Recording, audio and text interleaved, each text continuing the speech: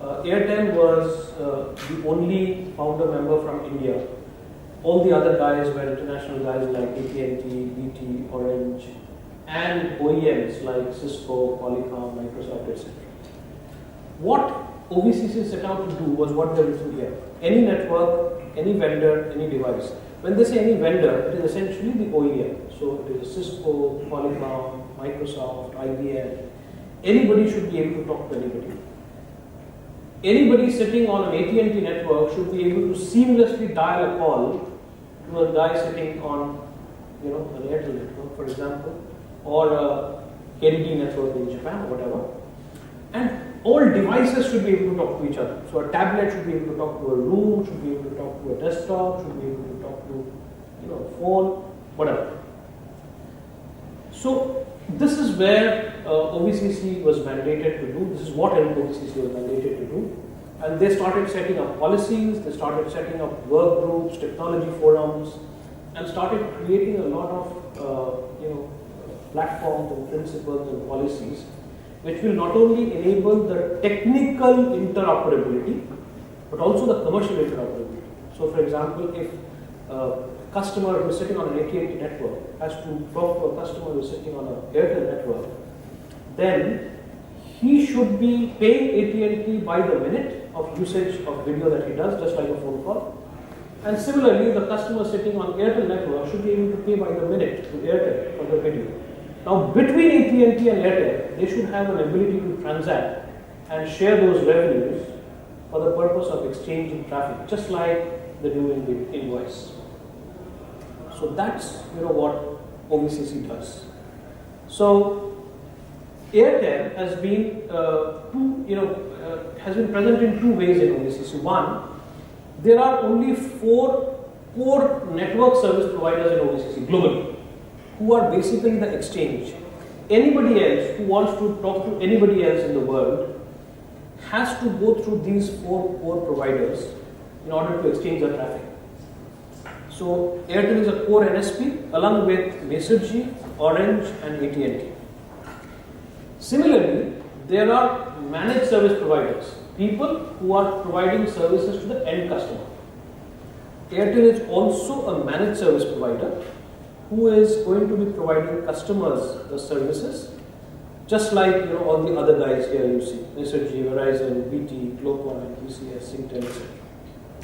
And then there are these OEMs who are in the board and who are sitting and developing the interoperability policies of how to ensure, because between the 4 of them, they kind of command almost 80% of the world's video enablement. And they are sitting on the board of OVCC to enable these interoperability policies. So this is what OVCC has been doing. A lot of work has happened, and I'm sure during the course of the discussion we'll get to hear from you as to how you are using video as well. And I would at this point in time hand back to Giri, because this is something that I wanted to share with you as a start point for this discussion.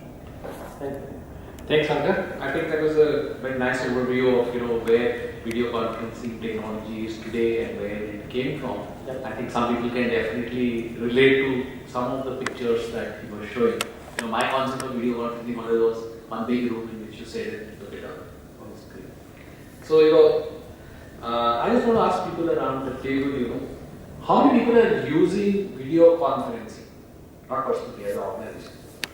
Okay, touch on this. What happened? So, can we get Skype and FaceTime not included? Real video conferencing, real stuff. Okay, well, that's good. So that's good. About half the people are using some form of video conferencing. So let me ask the half the people who are not using. Why are you not using? So those who didn't raise their hands are now stuck. First time, right? Usually when you raise your hand, you can ask the question. So this is the first time, it's the other way. Sure, some may have, of course, no need. I mean, you can even say no need. It's fine. People are not seeing it. I think I saw everybody raising hands. So everybody's agreeing to doing video conferencing now. Reverse the question, asked who are not using video. Maybe that would be more visible than the So other. I thought of doing that, but then I thought, let me try this way and then catch all the people unaware. See, but I think everyone can recognize it. Okay. I don't think you should have done as well. Yeah. So since everybody says that they're using video conferencing, so I mean just ask, so what purposes are your video conferencing used for?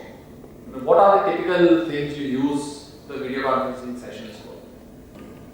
Regular interaction, Regular interaction. meetings across multiple locations, Okay. right? Different Normal topics. round meetings and all that. But within the organization. Within the organization. It could be within the organization, you say the customer. Interviews, okay. Yeah. That's Trainings as well, vendors. trainings, okay. Within our option, we are using video conferencing very extensively. Daily meetings. But these are what senior level meetings or Even at the middle level also? Middle level meeting.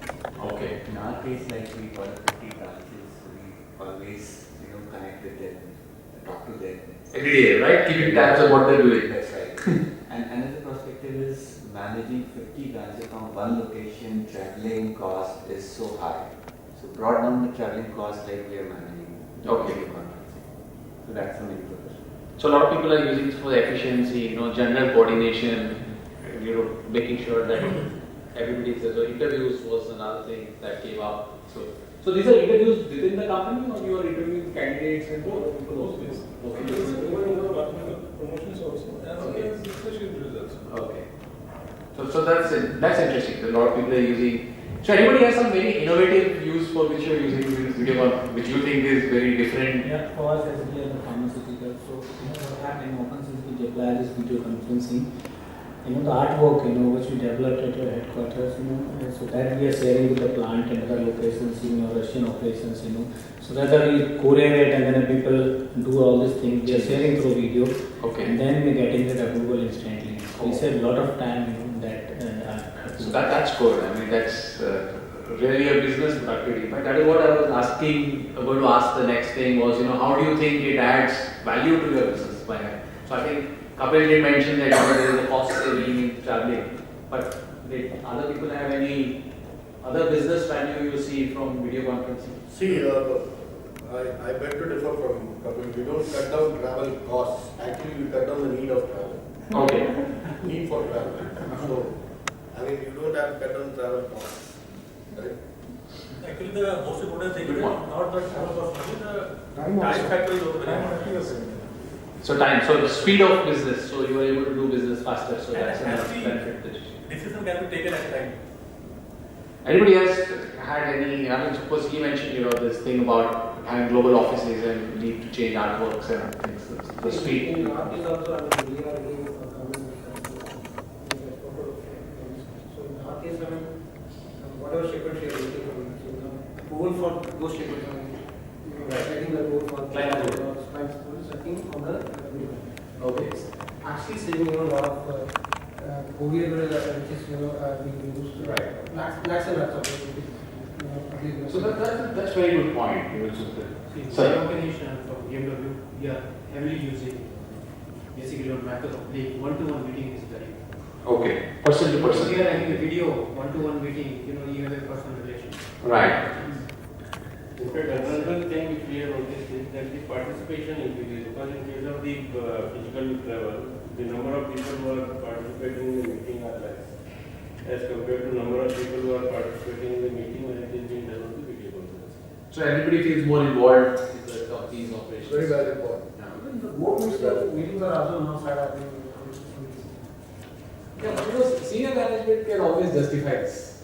I think the challenge is often that other people with Yeah, apart from that, I think the other point is that in most of the meetings, when one person is coming away from the meeting, most of the time he always say that, okay, I'll get back with the details after talking to my team. Yeah. Now, once he is here in video conferencing things, like we do a lot of international vessel trading business. So, always there was a thing that, okay, there's some insurance issue, okay, I get back after talking to my insurance team that, okay, what has happened to the things. So now once we are in the video conferencing thing, people are not able to say. So we said, okay, why don't we call him and now let's resolve that particular issue that moment itself. Okay, So those things are very. so it facilitates the way you are doing your business and it becomes a lot more efficient. Did anybody? Yeah, we are also using VC for the training purpose. Yes, you mentioned it, yeah, for training. No, Okay. on the sector. Right. Training is something which we are connected to our sports staff. Okay. So we call them to live software and sometimes they can come to us and we see can be done. Okay. So that's actually a good point that you're running training. I think a lot of people who are in manufacturing, the plants, Even we also run that. you also run trainings. So I think so training is another common and you're doing it very regularly You can do the recording and and play back. later on for your. So when you do this kind of trainings or even you do that collaboration with on those diagrams and designs and stuff, you talk, is video being used more for talking to each other face to face, or are you also sharing content? Yeah, Both ways. Sharing the content as well as presentations. Like you see presentation and other way you have people. Yeah. Yes. Who's simultaneous. Various kind of things you can say, right? Nowadays I think regular It's not a big. content sharing plays a role. It's not a big. Of course, in WBC we have content sharing. Just to understand, any of you have gone through challenges in increasing the adoption of this technology? You faced a period of time where you invested, but people are not using it.